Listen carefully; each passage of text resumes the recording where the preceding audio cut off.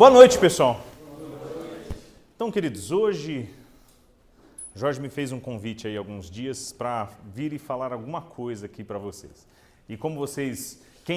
O Jorge me perguntou, Bruno, você fala do currículo ou não? Eu não vou falar de currículo, não faz sentido, mas quem eventualmente viu e leu o currículo, viu que eu sou muito ligado com a área do direito, né? Então, minha área é do direito, mas eu gosto muito de falar de temas que ultrapassam bem as barreiras do direito. E eu acho que isso é um papel que falta para os profissionais hoje de ser multidisciplinares. Então, muitas pessoas hoje deixam de ser multidisciplinares, deixam de explorar outras áreas. É algo que a gente estava conversando, né, Cláudia, sobre você ter mais de uma graduação e como que você pode utilizar essas habilidades. Então, hoje, o que eu quero trazer aqui para vocês é um bate-papo, uma conversa sobre temas que são limítrofes, que perpassam um pouco só essa fronteira do direito. Beleza? A melhor oportunidade para eu fazer isso hoje, tirar a gravata, né, Jorge? A melhor oportunidade para isso é vir aqui e conversar com vocês. Em outros ambientes, talvez as pessoas esperem que eu chegue lá e fale sobre temas jurídicos. Hoje eu vou falar sobre temas jurídicos, afinal de contas, eu só sei isso, né? Se eu soubesse outra coisa, eu falava. Mas como eu só sei isso, eu vou falar sobre isso com vocês, mas numa pegada bem diferente.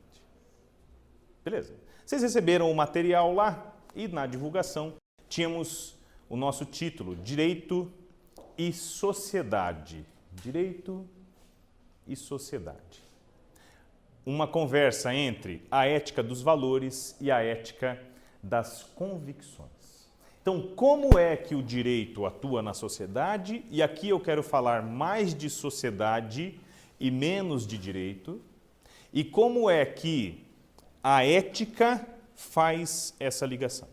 Quando nós falamos de sociedade, falamos de organizações. Quando falamos de organizações, falamos de pessoas. Quando falamos de pessoas, não tem um lugar melhor para falar de pessoas do que aqui com vocês na BRH. Concorda comigo, gente? Sim ou não? Sim. Beleza. Mas aí a gente fica nessa dúvida, né? Do que é que a gente vai falar? Porque ética, todo mundo já ouviu falar de ética, todo mundo sabe o que é ética, todo mundo que fez uma graduação tinha uma disciplina que falava de ética. Não é verdade? Como é que a gente pega e transporta isso para o debate que vocês, eu e todos nós fazemos no dia a dia? Como é que isso é importante para nós e como que isso acontece todos os dias? E principalmente, como é que isso se reflete nas organizações?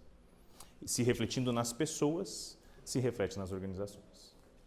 Porque a gente sempre fala, e principalmente quem tem conhecimento de pessoas, não de pessoal, né, mas de pessoas como vocês, quem tem conhecimento de pessoas sabe que as organizações são feitas de pessoas. Isso é uma dádiva muito grande. Mas isso também é um problema.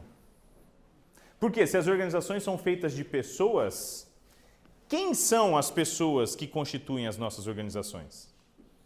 Se a gente fala de ética, qual é a índole das pessoas que constituem as nossas organizações? Porque se as organizações são feitas de pessoas e as pessoas têm uma ética variável, então a ética das organizações também pode falhar. Já tinham pensado nisso, gente? Já, né? Complexo pra cacete. Pode falar pra cacete, né? Complexo pra cacete. Beleza? Então, quando vocês vêm escutar a conversa de um advogado aqui, vocês poderiam esperar outra coisa, mas hoje nós vamos falar do quê? O que é essa ética? E não adianta eu dar aqui uma aula sobre ética para vocês, vai ser chover no molhado. Vamos falar sobre uma nova ética. Qual é o próximo passo nessa análise? O que nós estamos fazendo aí de limite, de borderline, de realmente qual vai ser a próxima análise e como que isso influencia o que vocês vão fazer nas organizações. E como é que pessoas e organizações vão se envolver nesse processo. O direito aqui é só um instrumento e os operadores do direito são aqueles que vão manejar esse instrumento. Não vão ser os protagonistas desse processo, vão ser as pessoas que vão manejar esse instrumento. Beleza? Para falar sobre isso, gente, nada melhor que um exemplo. Então hoje nós vamos ter uma provocação, um mote, que é um caso muito interessante que aconteceu esse ano, em março, mais precisamente entre os dias 27 e 29 de março desse ano. E é um caso fantástico tanto para análise do ponto de vista de publicidade e propaganda, quanto de administração e gestão estratégica, quanto de gestão de pessoas, e unindo tudo isso, quanto de responsabilidade civil e direito, e unindo tudo isso aí sobre ética. É o caso da briga entre a Amazon, por causa do Kindle, e o governo de São Paulo, do município de São Paulo, com o João Dória. Quem que conhece esse caso ou já ouviu falar, gente? Todo mundo já ouviu falar. Quem ouviu falar vai me ajudar com os exemplos, não deixa eu mentir sozinho. Quem não ouviu falar é uma novidade. Aí já está terminada a palestra, né? Já deu para a gente concluir aí. Beleza? O que aconteceu, gente? Essa foi boa, né? Em março desse ano, mais precisamente dia 27, 28 de março, a Amazon, que é uma empresa americana, que tem o Kindle, que é uma base para livros digitais, fez uma campanha publicitária. Obviamente, quem faz a campanha publicitária não é o presidente da Amazon, né? Quem faz a campanha publicitária é uma agência de publicidade aqui do Brasil. E eles tinham, não tem mais, eles tinham uma agência de publicidade bem esquerdista e bem alinhada com, vejam, a ética que a sociedade tem hoje. E com a visão que se tem sobre ética, que é o que a gente vai discutir hoje. E essa campanha publicitária é que causou todo esse burburinho e fez com que hoje a gente pudesse estar aqui juntos. Os melhores livros são aqueles que dizem que vocês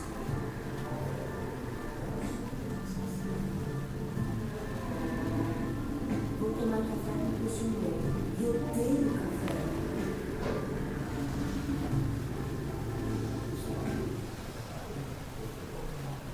Presencial e visível aos olhos, só se pode ver com o resto.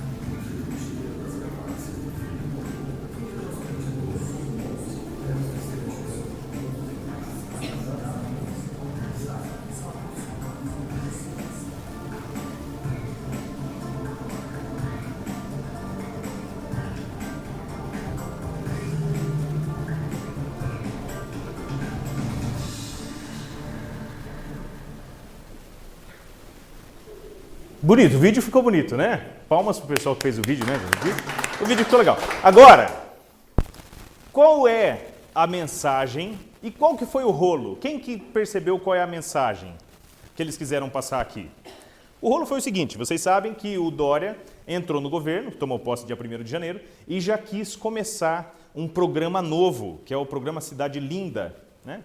Ele começou a apagar todas as pichações, apagando as pichações também apagou o grafite.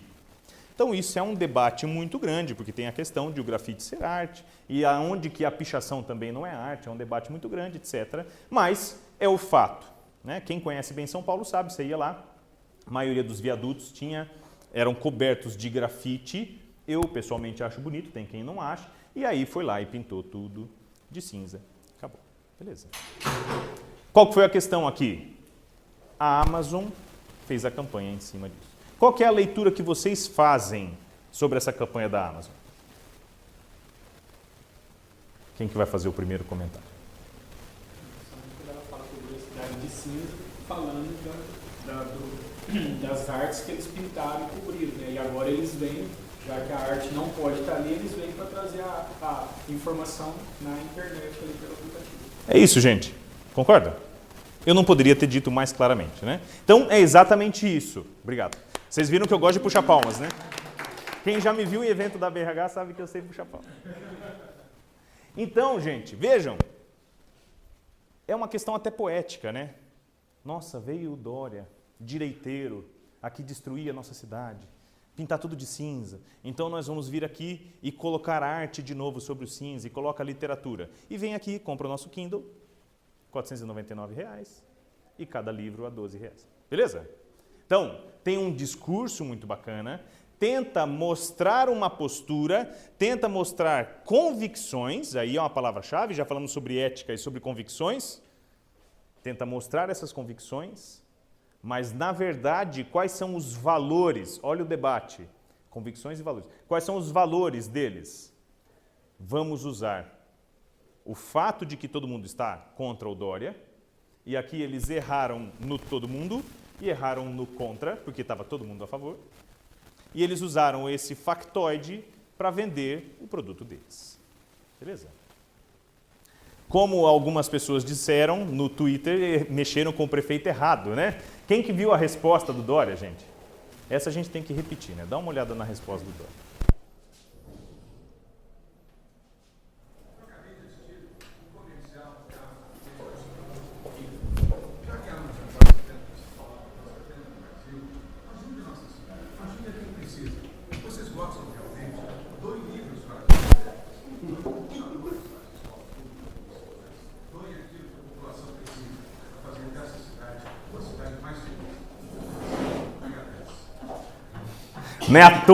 Não é à toa que o pessoal chama ele de mago do Twitter, né? Então, gente, olha o que a pessoa faz, né? De fato, macaco velho de marketing. Sabe muito bem que se ele simplesmente chegar e souber jogar com a situação e expor a situação, ele vai pôr no bolso, né? Transforma o problema numa solução. Exatamente. O pessoal lá de 20, 22 anos, né? Que era do PSTU quando estava na graduação, chega lá, esquerdeiro, é você publicitário e acha que vai pegar. E fazer um discurso sobre ética, mas não é um discurso sobre ética com valores, é um discurso sobre ética com convicções. E a convicção pode ser verdadeira ou pode ser falsa. Beleza? O que ele fez? Ele pegou e em toda a estrutura que ele tem, que é uma estrutura fantástica de redes sociais, foi e soltou esse vídeo no Twitter. Imediatamente começaram os comentários, evidentemente, é um cara que é super seguido. O vídeo da Amazon teve lá 500 mil visualizações e 2 mil curtidas. O vídeo dele teve 600, 700 mil visualizações e 100 mil curtidas, então só aí já foi uma saraivada de pau em cima deles. E aí depois, ainda por cima, a polêmica continuou. Tudo isso numa crise de 2, 3 dias. Vejam como que é fantástico. Ele pegou. E a primeira resposta que ele teve no Twitter foi da Kabum. Quem conhece a Kabum? É uma empresa que trabalha com tecnologia, assim como a Amazon. E a Kabum falou, ó, vamos então pegar e fazer essa doação. E aí começaram as reações, né? Começam as reações. Aí a Kabum fez isso. Vejam, a segunda resposta já é de um cliente.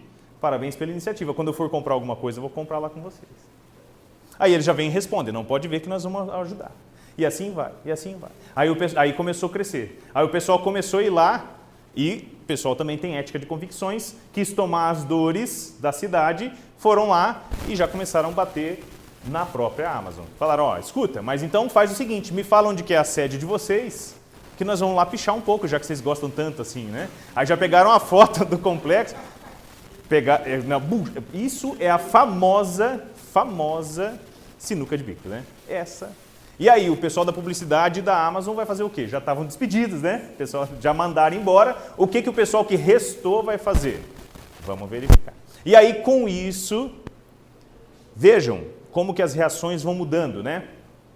As empresas começaram a ver uma oportunidade nisso. Vimos que a Kabum aproveitou a oportunidade, estamos discutindo ética. Falando de publicidade, estamos discutindo ética.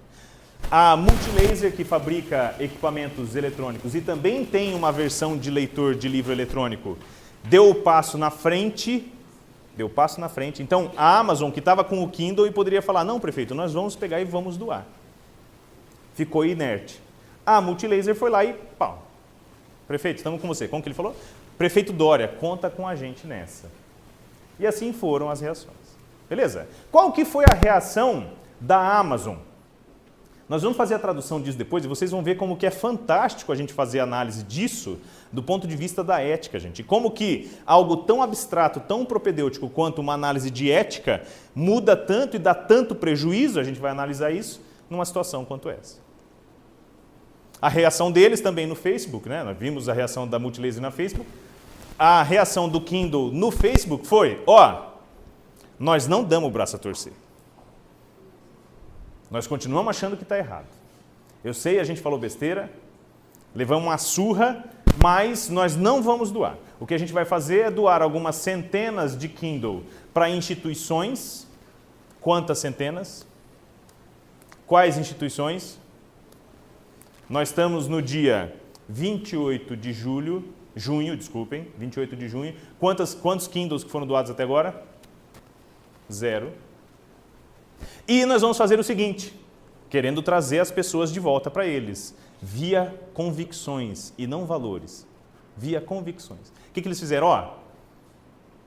Nós vamos anunciar uma campanha em que cada pessoa com o seu CPF vai poder entrar na Amazon e baixar um livro de graça. Quem que viu isso, lembram? Muita gente ficou sabendo só do livro de graça e baixou, mas não sabia do rolo. Vocês sabiam qual que era o problema? Estão vendo? O que a Amazon fez? Isso foi dia 29. Ela soltou essa campanha, 29? 28 de março. A partir do dia 29, quem tinha cadastro foi lá e baixou um livro. Não foi um, não foram 2, não foram 50, não foram 2.000.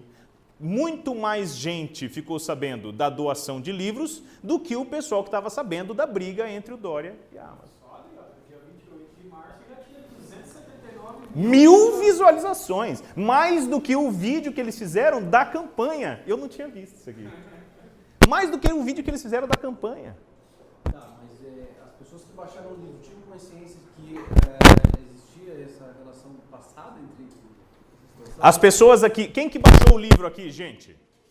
Eu não cheguei a baixar. 1, 2, 3, 4, 5. Dos 6. Dos que baixaram o livro, quem é que sabia já da história? Então, o que eu tinha ouvido falar quando eu baixei foi que, como o prefeito tinha pintado de cinza, por causa disso, eles resolveram doar livros. E a mensagem chegou. Pegou e deu uma atravessada. Foi? Você não entra nessa estatística. Na mensagenzinha que veio pra ele Isso. baixar o livro, estava escrito. Eles estavam fazendo isso porque o prefeito tinha pintado de cinza, então eles iriam doar livros. E aí vejam qual que é a grande questão. No fundo, imaginem, se fosse só essas 300.000 pessoas, com certeza foi mais de 3 milhões, mas se fosse só essas 300.000 pessoas, põe um preço médio, vou jogar baixo, R$10 cada livro. Já deu 3 milhões de reais de prejuízo. Porque as pessoas que baixaram o livro vão comprar um Kindle. Quem que comprou Kindle depois que baixou o livro aqui? Ninguém. As pessoas que baixaram o livro estavam cientes da questão e viram, não, realmente, a Amazon se reergueu das cinzas depois da briga com o Dória. Sim ou não? Não. Adiantou o quê? Nada. Por quê? Porque é uma ética construída sobre falsas convicções. Não é uma ética de valores. Vejam como que vocês, sabendo atuar nessa fase tão propedêutica, podem salvar as organizações de vocês desse tipo de problema. E essa foi a reação da Amazon. Claro que a briga não acaba por aí, né, gente?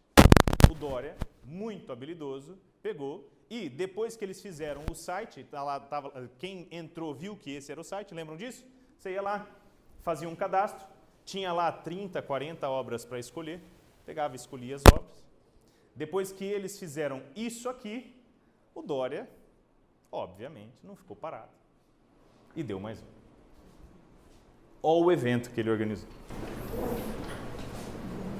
Olá pessoal, acabamos de anunciar aqui agora em São Paulo a doação de 7 empresas que contribuíram livros, computadores e equipamentos para as escolas públicas municipais e também as bibliotecas municipais. Ao contrário da Amazon, que fez um marketing aproveitador do oportunista, as empresas que foram anunciadas aqui fizeram um marketing do bem. Todas essas empresas vieram aqui espontaneamente, acessaram as prefeituras espontaneamente. Estiveram aqui a nosso convite, porque foi manifestar através das redes a intenção de ajudar. Portanto, são empresas do bem, empresas que não fazem marketing do oportunismo, fazem o marketing daqueles que mais precisam, marketing da doação sem qualquer interesse. Essas empresas e outras que quiserem ajudar, os nossos agradecimentos serão. Livraria Saraiva, concorrente direto da Amazon no Kindle, tem um outro leitor. Com certeza não excede qualquer empresa. Kabum, doou os computadores para as escolas, centenas de computadores para as escolas.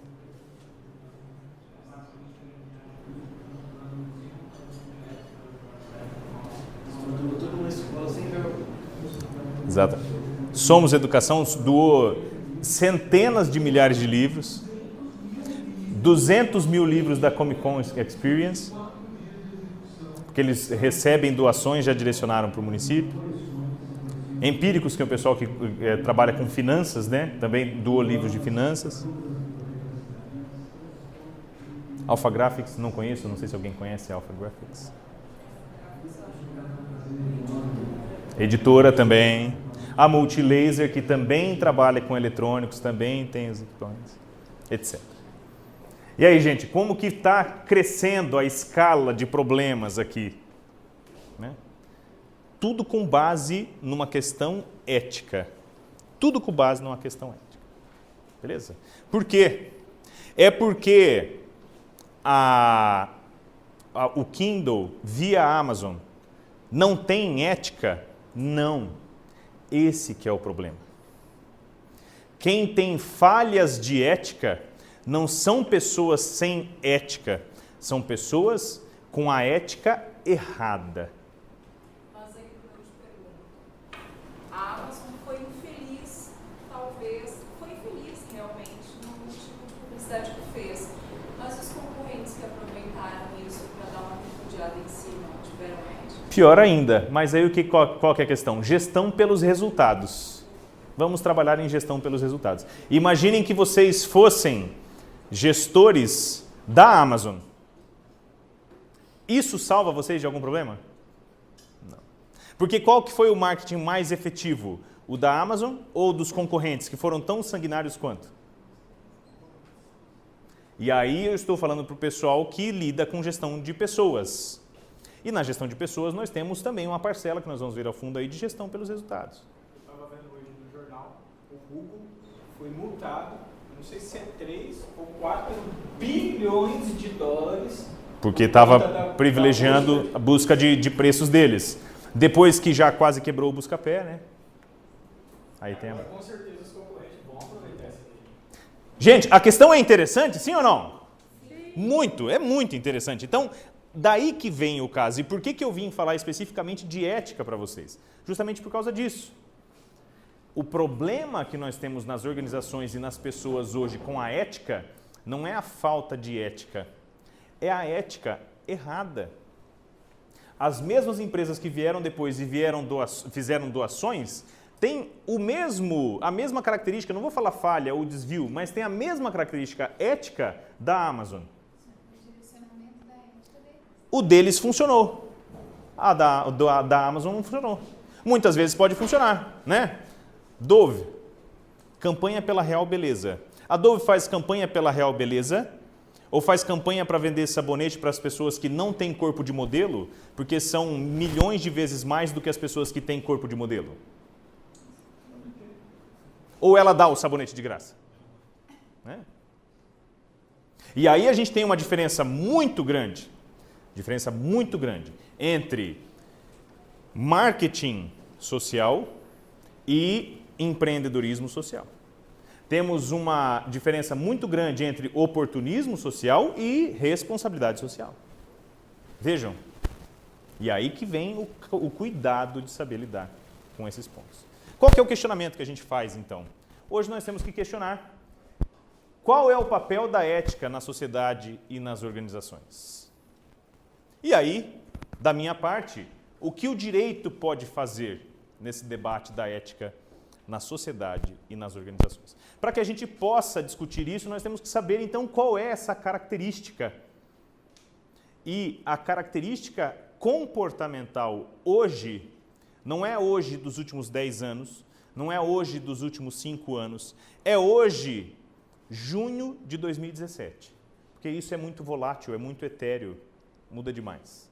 Só que tem mudado cada vez pior. A característica ética hoje é a ética da lacração. Quem que já ouviu falar de lacração? Não? Estão por fora, hein, gente? Não é essa lacração aqui, tá? Não é a lacração de pôr lacre, tá? Então não é a lacração que a gente fala no dicionário, que seria lacrar, a pôr um lacre, a pôr um selo, né? E lacração, o ato de apor esse lacre, igual a lacragem. Não é isso que nós estamos falando. Nós estamos falando dessa lacração aqui, ó. Alguém já ouviu falar dessa lacração, não? Gente, não é piada. Essa é a MC Trans. Ela tem uma música que é da lacração, né? Que ela fala justamente do que é essa lacração. Então a lacração, o termo lacrar com esse significado, veio da comunidade LGBT e é aquela questão de você chegar e arrasar, você chegar com tudo, jogar na cara, né? Bater no peito, coloco minha camiseta do Sérgio Moro e vou pra rua, porque eu sou assim. Não é assim que funciona? Fecho os outros na rua, no trânsito. Furo preferencial, porque eu sei que aqui em Maringá ninguém passa direto na preferencial. Quem é que está na via preferencial aqui em Maringá e quando está chegando na outra que tem que parar, passa tranquilamente, gente? O que vocês fazem? Confessem para mim, confessem. Vocês dão uma segurada. Porque você tem confiança de que o cara vai furar a preferencial. Mas ele lacra, ele lacra. Quando ele está num debate no trabalho, ele vai lá e solta alguma questão de ética de convicção, não de ética de valores. E quem lacra não está agindo errado de forma consciente. Esse que é o problema. Quem lacra acredita sinceramente que está agindo corretamente. Acredita sinceramente que está lutando por uma causa. Porque hoje em dia todo mundo tem causa, né? Acredita sinceramente que está lutando contra a corrupção. Acredita de verdade que está ajudando uma minoria. Mas, na verdade, se ele fica só em casa, postando coisas no Facebook, ou se ele só vai no protesto, fazendo voluminho com a camisa amarela, isso não resolve nada. Não resolve nada. Quando a gente discute a ética nas suas raízes, e aí vocês vão me permitir falar um pouquinho da questão teórica, porque a ética não é algo que nós inventamos, evidentemente. A ética tem milhares de anos, e a ética que nós utilizávamos até 5, 10 anos atrás é uma ética que tem fundamento na ética dos filósofos gregos e foi vindo em evolução. Essa ética que tem uma raiz em Aristóteles é essa ética dos valores que está aí no nosso título. É a ética dos valores. A ética de Aristóteles é uma ética baseada no bem. É uma ética baseada na responsabilidade social. É uma ética baseada no conceito de mediania, virtude, o soberano bem de todos, mediania. O que é a mediania? Por que se confia na ética? Porque confia-se que a média comum dos homens e mulheres, antigamente falava homens, vamos falar a média comum dos homens e mulheres, vai se comportar de modo a buscar o soberano bem, que é o bem não só de si, mas de todos. Isso são valores, são valores. Você se comporta de uma maneira porque aquilo está certo. Isso são valores. Essa é uma ética baseada em valores. Essa é uma ética que é transportada para outros tempos. E ela foi atualizada com Kant. Kant é um autor que atualizou essa ética de um ponto de vista um pouco mais positivista e jurídico, em que ele faz com que a ética não seja só a busca e a crença que a pessoa vai buscar o soberano bem, que a mediania vai buscar o soberano bem. Mas sim uma crença de que você tem o dever de cultivar esses valores, mas é dever. Ainda estamos falando de valores. Toda a nossa ética filosófica é baseada em valores. Ele fala de uma lei moral interior. Então Kant nos fala de uma lei moral interior. Algo que nos leva, algo que nos pressiona, algo que nos obriga. Essa lei moral interior é que fala dos deveres. Esse dever, que no direito, para quem estuda direito, é o dever ser, né? É a essência do direito.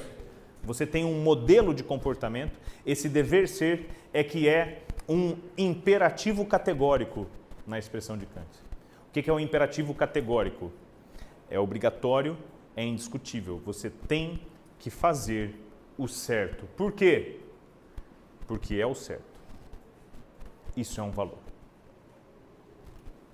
Hoje a gente cria as nossas crianças no Brasil pela ética aristotélica ou pela ética kantiana? Sim ou não? Quando a gente educa as crianças, o que a gente faz? A gente fala para eles, não faz isso, tá errado. Ou faça isso, tá certo. Isso é opção A. Ou opção B, não faz isso. Ó o homem do saco. Não faz isso, ó o policial ali. Não faz isso, ó o moço te olhando. É opção A ou opção B, gente? Alguém, pelo bem da humanidade, ainda tem que cultivar a opção A, né? Mas na maioria dos casos, é a opção B. Hoje, nós incutimos nas nossas gerações uma ética de convicções, não de valores. Ainda é dizer para fazer o certo. Você ainda fala para a criança fazer o certo. Mas ela não faz o certo porque ela acredita no certo e porque ela tem aquele valor incutido. Ela só faz o certo porque ela está sendo vigiada. Ela não tem mais o dever. Não está introjetado nela uma lei moral. A lei moral de Kant é interior. O terceiro, ele só serve para corrigir o desvio, não para determinar o comportamento. Complicado isso, né, gente? Principalmente para quarta de noite, né? Eu vi, né? Quando a gente analisa o imperativo categórico, hoje nós somos pessoas que são criadas e toda uma geração que é criada sem o imperativo categórico. Ela não tem nada dentro dela que a leva a agir certo. E essa é a grande diferença entre a maneira como a nossa cultura no Brasil se desenvolve e a maneira como a cultura em outros países se desenvolve. Essa é a grande diferença. Mais uma vez, falando do currículo, quando eu estava no doutorado, eu fiz um intercâmbio na Austrália. E aí, anedota muito rápida, fui trabalhar em escritório de advocacia, no judiciário, na advocacia pública, lá na Austrália. Fui super preconceituoso porque eu sabia que lá é monarquia. A Austrália é monarquia. Eles têm uma união pessoal com o Reino Unido. E aí, como que são escolhidos os juízes lá? Lá, a rainha, lá da Inglaterra, nomeia o governador-geral da Austrália, o governador-geral da Austrália nomeia o governador dos estados, o governador do estado nomeia o secretário de justiça. Todas essas nomeações têm qual vinculação? Nenhuma. Nomeia quem? Quem quiser. Quem quiser. E aí, o secretário de justiça vai chegar no universo dos advogados com mais de 10 anos de carreira e vai falar, você quer ser juiz? Você. De cada 10, vai ter uns 8 que vão falar, não quero. E aí tem uns 2 que falam, não, eu quero. Esses são juízes. Como que é no Brasil? Você tem um concurso público e seleciona os juízes. Onde são selecionados os melhores juízes? Na Austrália ou no Brasil?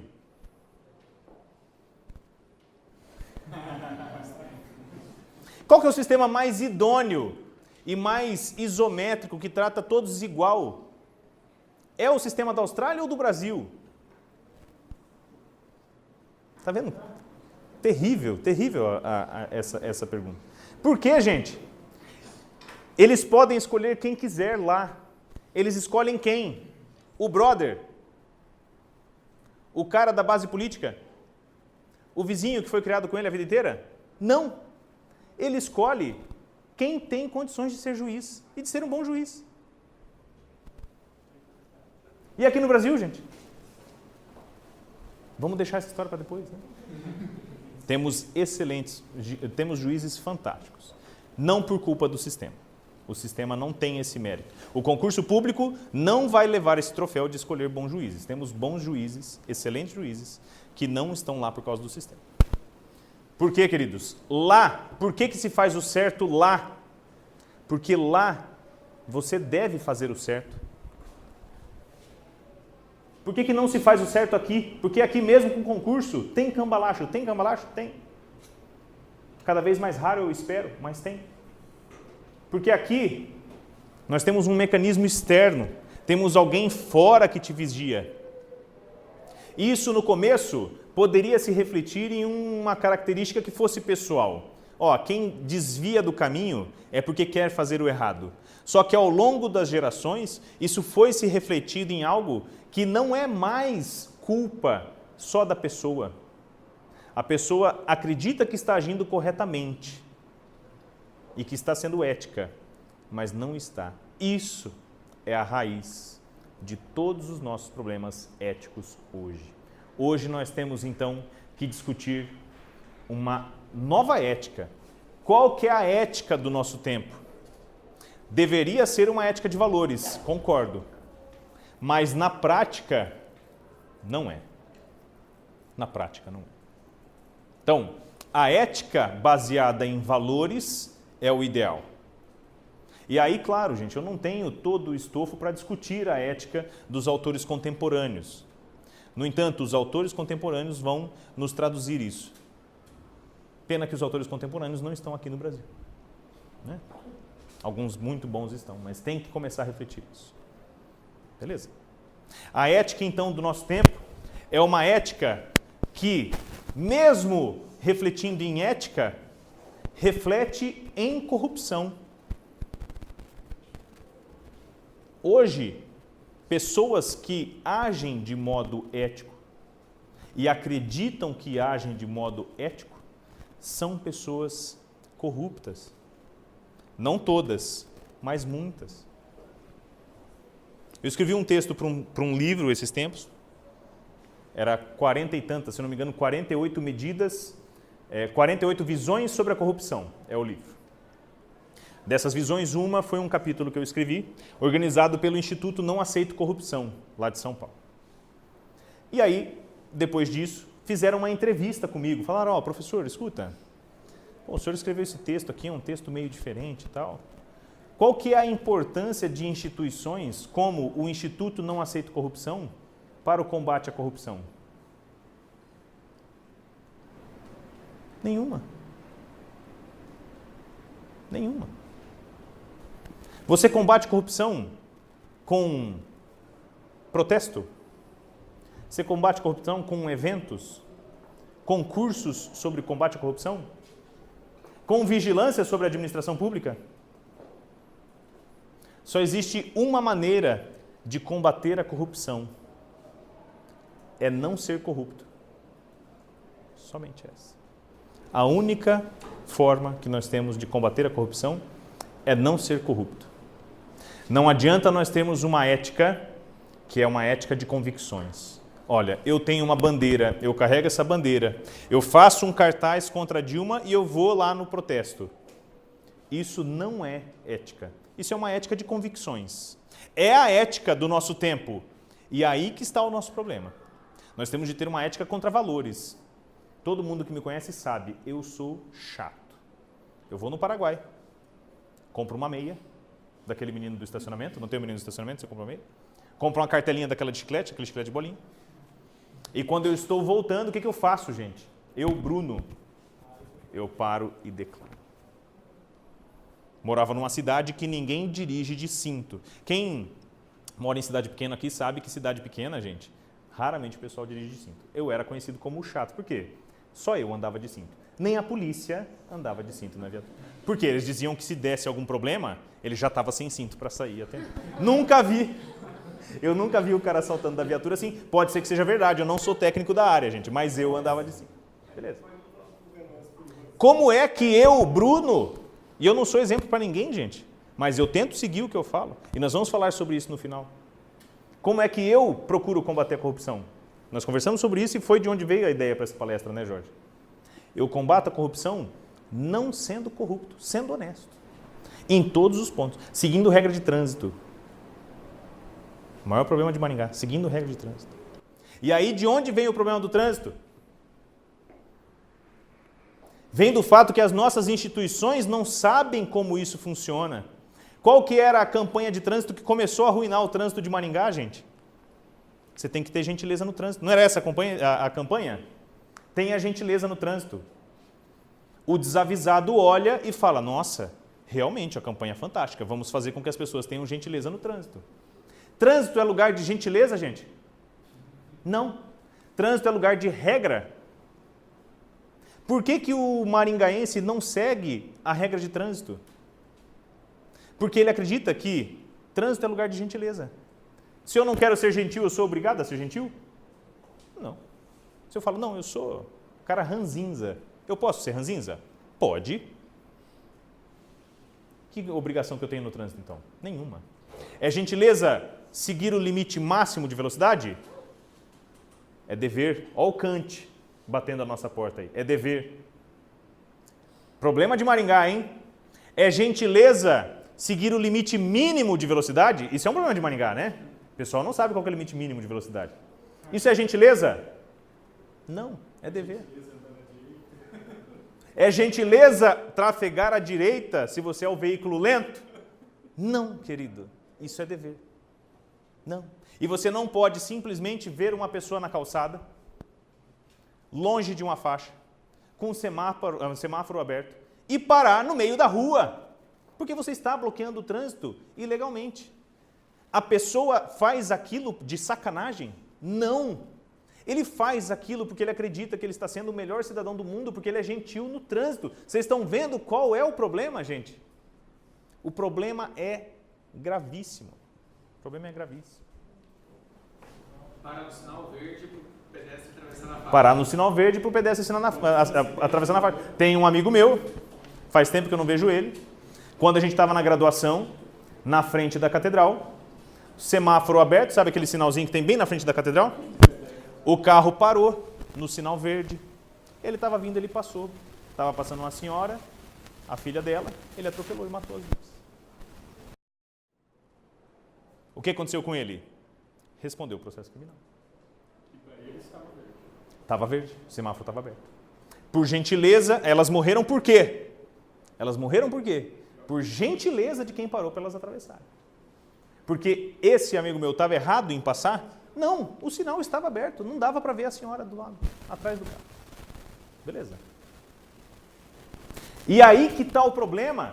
A gente fala da corrupção, né? Nós pensamos na corrupção falando das pessoas que não têm ética. Nossa, o pessoal, como que pode esse pessoal se comportar assim, sem ética, né? Qual é o problema, gente? Da mesma maneira como tem o fulano que para lá no trânsito, no meio da rua, e liga o pisca-alerta, porque ele sabe, não sabe dar seta para virar, mas o pisca-alerta ele sabe onde que fica. Liga o pisca-alerta para parar no meio da rua, por gentileza. Da mesma maneira nós temos pessoas, isso é um caso curiosíssimo, não sei se vocês conseguem ver, mas isso aqui é uma foto de uma pessoa que foi pega com uma mala com R$500 mil e tiraram a foto, não sei se vocês ficaram sabendo desse caso, não foi muito divulgado. Vocês sabem para que era o dinheiro, gente? Porque tinha uma outra, não citem nomes, por favor. Tinha uma outra pessoa que estava presa.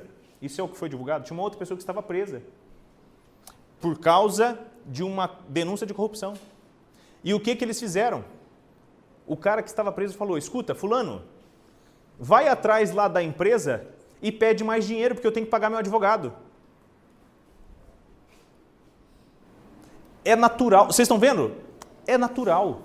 Existe consciência, e aí que é a questão, não estou defendendo ninguém, gente. Eu estou criticando o nosso modelo social. Existe consciência do problema? Não. O mecanismo é tão natural que a pessoa foi presa por corrupção. Ele precisa de dinheiro para pagar o advogado. O que ele faz? Ele pede mais propina para pagar o advogado.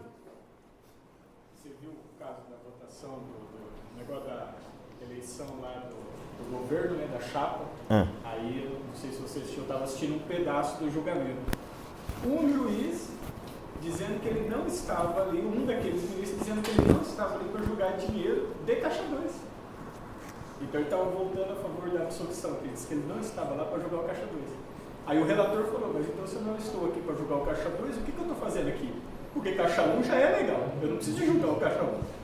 Então se eu não estou aqui para julgar o que é ilegal, eu estou fazendo o que aqui? E aí que é o problema. Vejam como que as coisas vão se encadeando.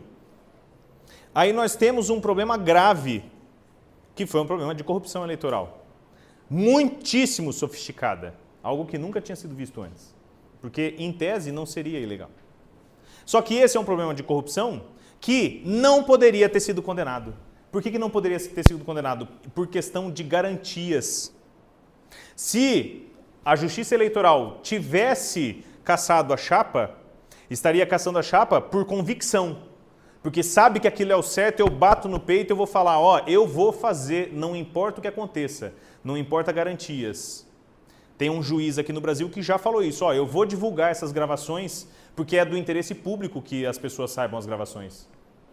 E isso também está errado. É aí que está a falha ética, porque é uma ética de convicções. Eu não estou cultivando os valores. O julgamento do TSE, vejam como que isso é complexo, gente. O julgamento do TSE foi um julgamento correto, porque foi um julgamento que primou por valores. Porque um dia pode acontecer com vocês, igual já aconteceu comigo, literalmente, de vocês serem processados injustamente. E quando vocês forem processados injustamente, a última esperança de vocês vai ser que o judiciário cumpra todas as suas garantias. Todas as garantias. E lá no caso, qual que é o problema? Quem acusou não juntou as provas na época, o processo correu 3 anos, aí depois começou a vir prova nova. Pode juntar prova nova num processo depois que você já fez contestação? Não pode, porque a prova era antiga. Né? Meus colegas advogados não me deixam mentir. Então, vejam qual que é o problema. Aí que está a distorção. O juiz que age pela ética da convicção e fala, eu sou ético, eu sou limpo, eu sou o Batman. Não tinha o Batman? Agora tem outro, né? Esse juiz é o juiz que acredita sinceramente que está fazendo o certo. Mas está fazendo o certo? Não. Está fazendo errado, porque ele está rasgando as nossas garantias. E aí, no momento em que a gente aceita que, para condenar um culpado, eu também condene um inocente, o nosso sistema todo ruiu. Acabou. Nesse mesmo caso meu, um amigo meu que é economista, né? Então a lógica dele é oferta e demanda e eficiência. Esse amigo meu falou, Bruno, você não aceitaria ser condenado, ficar 5 anos preso, se junto com você fossem presos todos os outros corruptos do Brasil? Qual que é a minha resposta? Não. Não. Eu não fiz nada. Concordam comigo ou não? Aí que está o ponto. Beleza? E aí a gente vai para o nosso próximo problema. Já falamos de corrupção, já falamos de consciência e agora esse é o mais delicado. Esse é o problema que a gente tem hoje. Esse é a raiz do problema. Convicções. Convicções. Será que aqueles que demonstram convicções no Moro Bloco, esse pessoal é complicado, né? No Moro Bloco, será que essas pessoas têm o comportamento correto no trânsito? Será que eles lá no Rio de Janeiro, eles não jogam lixo na rua? Será que essas pessoas ensinam os filhos deles a agir corretamente? Será que eles não furam fila do restaurante? Quem já foi para o Rio sabe, gente. Não tem nada mais horrível do que você esperando uma mesa no restaurante. Porque não existe fila no restaurante. É o mais malandro que chega e que senta. Será que esse pessoal aqui respeita a fila do restaurante? Será que esse pessoal aqui combate a corrupção? Vejam a diferença. Será que esse pessoal combate a corrupção tendo a convicção de bater no peito e falar, ó, eu luto contra a corrupção e eu estou nas ruas? Ou eles combatem a corrupção dizendo, eu sou honesto e eu vou me comportar honestamente? E aí que está o problema das convicções. A ética das convicções oculta, não de forma maliciosa, oculta da própria pessoa o comportamento que não cultiva valores. Porque as pessoas acreditam sinceramente. Nós temos um caso no escritório, que é um caso que já é um clássico desse tema, que é um caso de uma licitação muito grande, um objeto que passa de R$1 milhão. E uma empresa muito grande está concorrendo com um cliente nosso de Maringá, e essa empresa muito grande está buscando direcionar o procedimento licitatório. Chegou ao ponto de ter os contratos com assinatura falsificada. Falsificaram documentos para participar da licitação. Estão fazendo de tudo para ganhar a licitação. Não foi uma, nem duas, nem três. Depois que a gente começou a puxar o fio, todas as licitações que nós concorremos com essa empresa, eles apresentam documentos falsificados. Eu fui lá na cidade em que fica a sede dessa empresa, fui fazer uma diligência, passei no prédio deles, um grande prédio de 4 andares. Qual que era a faixa que tinha cobrindo quase toda a fachada do prédio, gente? Nós apoiamos as 10 medidas contra a corrupção. Já viram isso acontecer? Eles têm uma ética de convicções. Eles não têm uma ética de valores. Mas eles têm uma ética de convicções. E esse que é o problema. Hoje, a pessoa que se comporta errado, ela não se comporta errado por plena consciência de estar se comportando errado. Ela se comporta errado porque ela acredita que está certo, mas ela nem sabe o que é estar certo. Porque ela acha que agir contra a corrupção e ser uma empresa com responsabilidade junto à sociedade é pôr uma faixa e falar, nós apoiamos as 10 medidas contra a corrupção, que não são nem 10 medidas e nem contra a corrupção. Só que o cara é o quê? É um corrupto gigantesco. Gigantesco. Complicada a questão, né? Então, o que nós vamos questionar, gente? É protesto ou micareta? E agora nós vamos jogar o jogo. É protesto ou micareta? Vocês vão voltar para mim para falar se é protesto ou micareta. Beleza?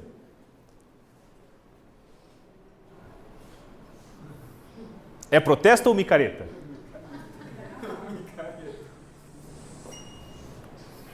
Quem acha que é protesto, levanta 1, assim, ó. Quem acha que é micareta, levanta 2. Vamos lá, gente. É protesto ou micareta? Vai.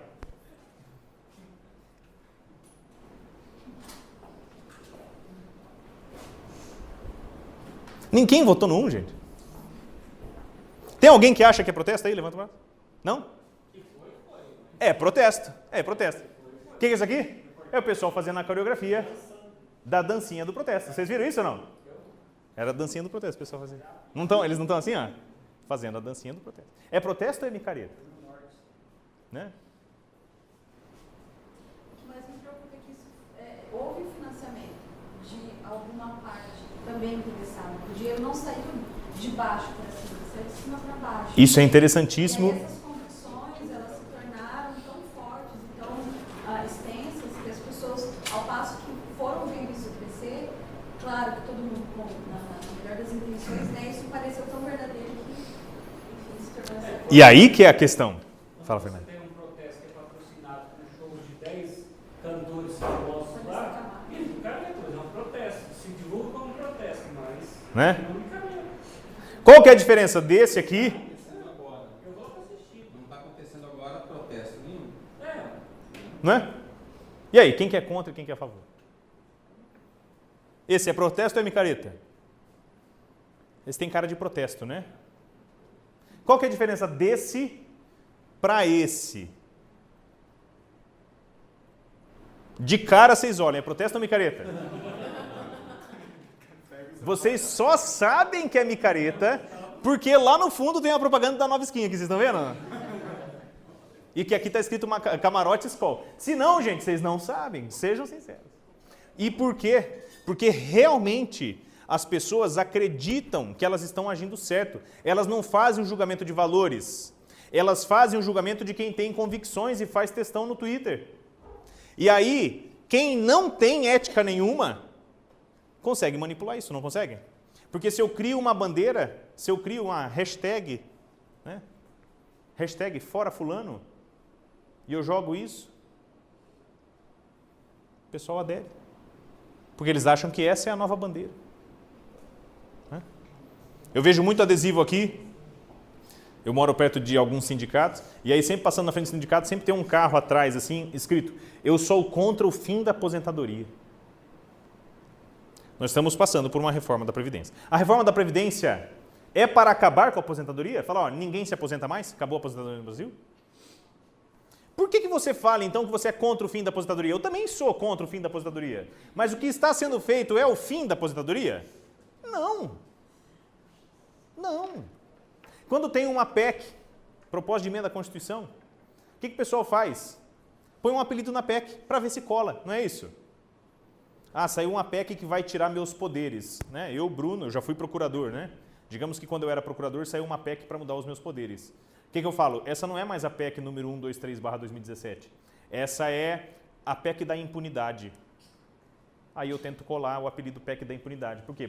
Porque aí o povo da ética das convicções vai falar, não, mas eu sou contra a impunidade, então eu sou contra essa PEC. Não é isso que acontece? Eu faço uma outra, não, essa outra é a PEC da corrupção. Ah, não, então eu vou ligar lá no Congresso Nacional e vou pressionar o meu deputado, né? A diferença é que a pessoa nem sabe quem que é o deputado dela. Beleza? É protesto ou é micareta? Essa é complicada, né? E aí a gente chega num estágio, gente, e aí eu prometo para vocês que eu estou indo para o final, que eu prometi que eu ia falar só meia hora. A gente chega num estágio em que as pessoas não têm mais, de fato, a consciência do que está acontecendo. E tem um cara que eu acho que ele vai estar tremendo lá no túmulo dele, porque nós chegamos num momento em que ele não explica mais. Ele não explica mais. Ele explicava, ele não explica mais. Porque qual era a convicção? Qual era a teoria de Freud sobre a estrutura da mente, sobre a construção da personalidade? Ele desenvolveu uma visão em que a personalidade é construída em 3 estratos. Uma que fica bem, se fosse um iceberg, tem uma que fica bem abaixo da superfície. Psicólogos, psiquiatras e psicanalistas me ajudem, por favor, que eu não sou da área. Aí nós temos uma que transpassa alguns pontos e temos aquela que é o que aparece, né? O id, que é a criança dentro de nós, o ego, que somos nós, e o superego, que é o pai dentro de nós, né? O id, que somos nós, o id, que é o diabinho no nosso ombro, o ego, que somos nós, e o superego, que é o anjinho no nosso ombro. Hoje as pessoas têm essa estrutura? Não. As pessoas não têm mais essa estrutura mental.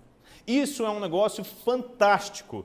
Alguém vai explicar isso daqui milhares de anos. Como que surgiu mais um extrato da mente humana. Isso começou há alguns anos atrás. Quem que lembra do Second Life? Lembram do Second Life? Não lembram? Tinha um jogo Second Life em que você entrava lá e tinha uma Second Life. Você tinha uma segunda vida. Você tinha um avatar, era uma pessoa que andava, e aí você tinha lá... Fora, tinha nada, né? Você chegava lá no Japão, tava o cara que ele estava comendo um lamen aqui de cueca, né? E no Second Life aqui, 24 horas. Beleza? Porque a vida dele era aquela. Ele tem um quarto extrato. Ele tem o id. Ele tem o superego. Ele é o ego. Só que o ego dele se descolou e são 2. Como é que vocês, que são especialistas em gestão de pessoas, vão lidar com essa pessoa que tem 2 egos? Esse cara aqui, ó. Você não lembra de jogadinho na posição lá de Café com Leite, com Lobatos? Ricardo? Opa! Pô, o que você tá fazendo aqui, cara? Cara, a vida tá difícil pra caramba, né? Tá difícil de suportar até a realidade. Isso, eu vi ontem um post seu, um negócio no Instagram que você botou, negócio fechado, me coisa boa por aí. Ah, minha vida online tá maravilhosa. Eu vou virar diretor da minha empresa, ganhar lucro, participação da empresa, ganhar carro. Minha vida profissional não tem nenhum problema, né? O problema é a vida real mesmo. Que isso, cara? Uma depressão profunda, eu parou assim, agora, no Instagram, tá na Europa, tá lindo, emagreceu, postando umas fotos doces, gente com água na boca, cara, virou louquinha do Instagram. Não precisa falar. Não precisa falar nada, o que você tá achando que você encontrou, meu? Registro, é um momento excelente pra uma foto. Nem então tirar comigo, não. Vamos tirar foto. Eu não sei que eu tô mais jogando bebida. Ficar só gente que você visita. Aí, joinha. Filmar, vou postar. Que saudade de você, seu viado. Nem que seja da brincadeira emprestada. Mandei. Sendo sincero assim, continuar curtindo minhas fotos, te agradeço. Vai ficar compartilhando meus posts com vídeos. Da vida real. A vida real é uma bosta. Uma moradinha de um capítulo aqui na rua, ficando infantil do mundo, levar pra casa de frente. Me leva lá pro lanche, pelo menos. Eu vou curtir tua foto quando tem, de repente, a força aí.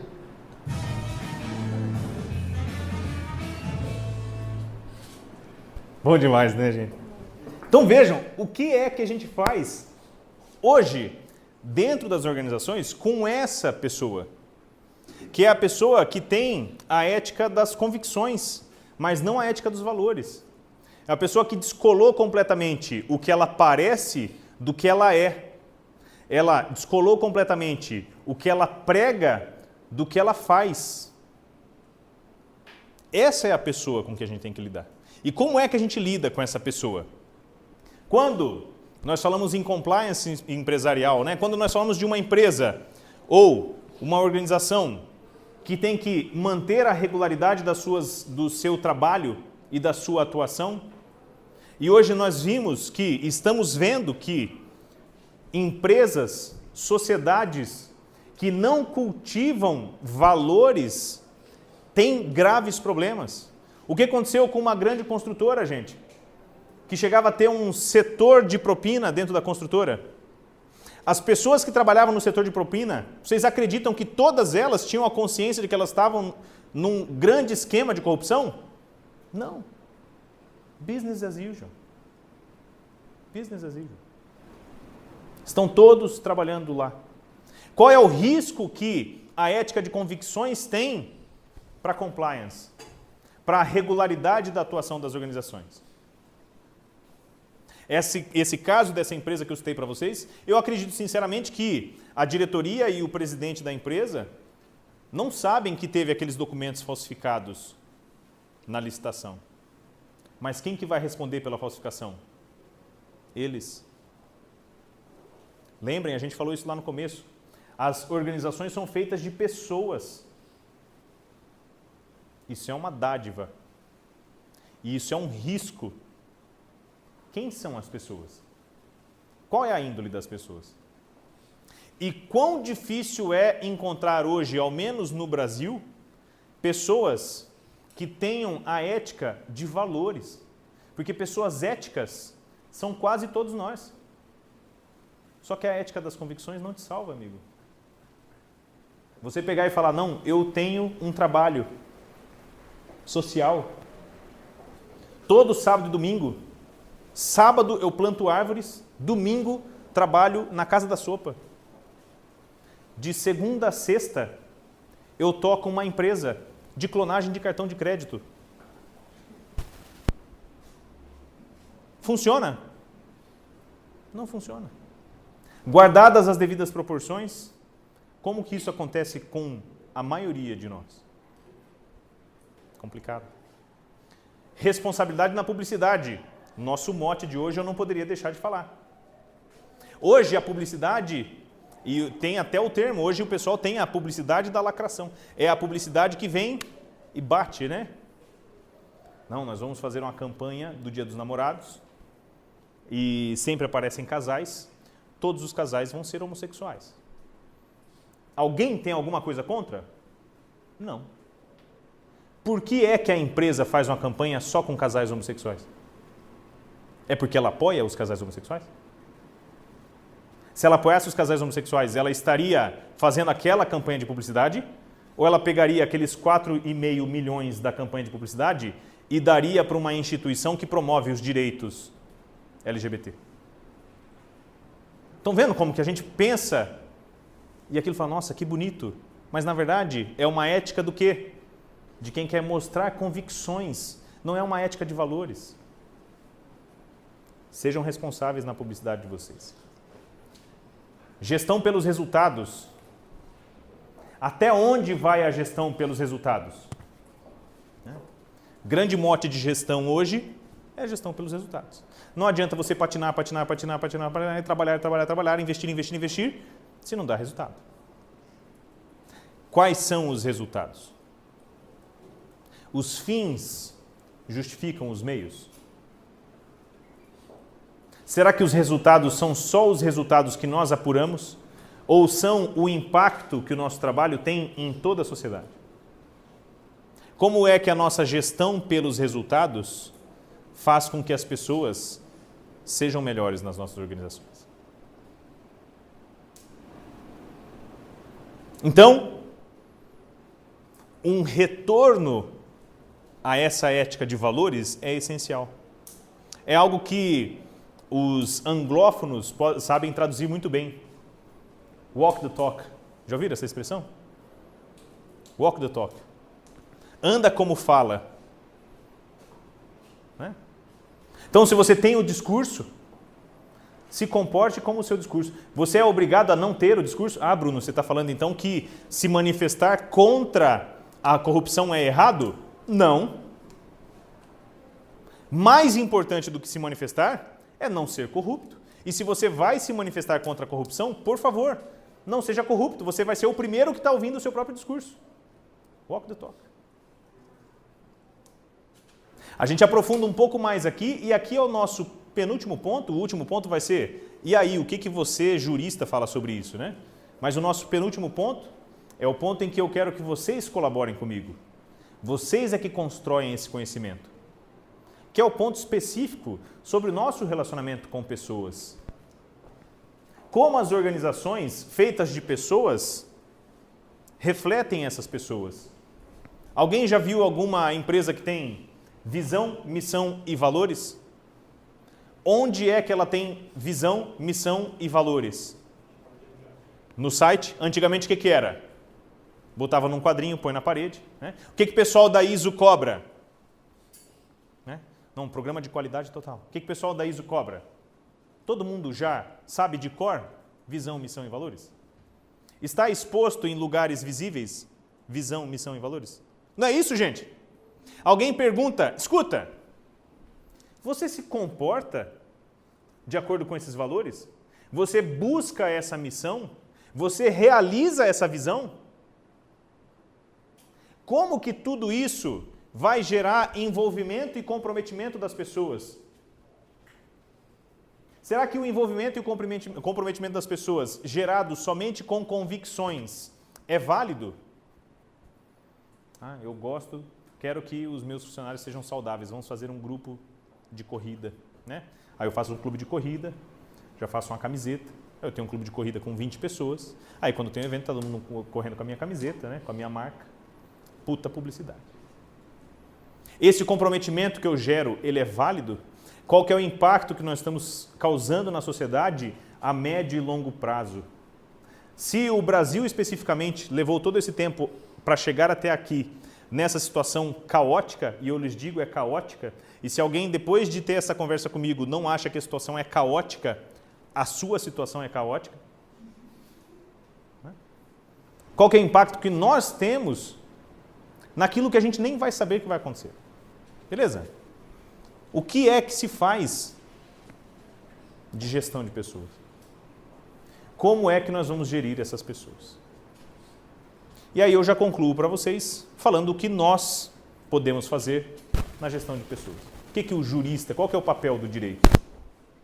O que o direito pode fazer é um novo papel. Hoje, o advogado de ontem não serve mais. O advogado que vai chegar lá e vai falar, escuta, você tem esse problema aqui? Me dá uma procuração, eu vou entrar com uma ação. Causa ganha. Esse advogado não salva mais. Esse é o advogado que vai te dar problemas. Qual é o papel do advogado? É o que vai saber cultivar os valores e chegar para você e falar, escuta, você está certo, mas é melhor fazer um acordo. Ou então, nós estamos errados, infelizmente. Vamos reconhecer esse direito para que isso dê certo o quanto antes para a pessoa que foi ferida ou que foi lesionada por nós. Beleza? A mesma reflexão que nós fazemos quanto ao direito, eu quero que vocês façam. Então, queridos, tenham uma ética de valores, não uma ética de convicções. Com uma ética de valores é que vocês vão ser honestos de verdade e trazer esse impacto para a sociedade. Obrigado, gente.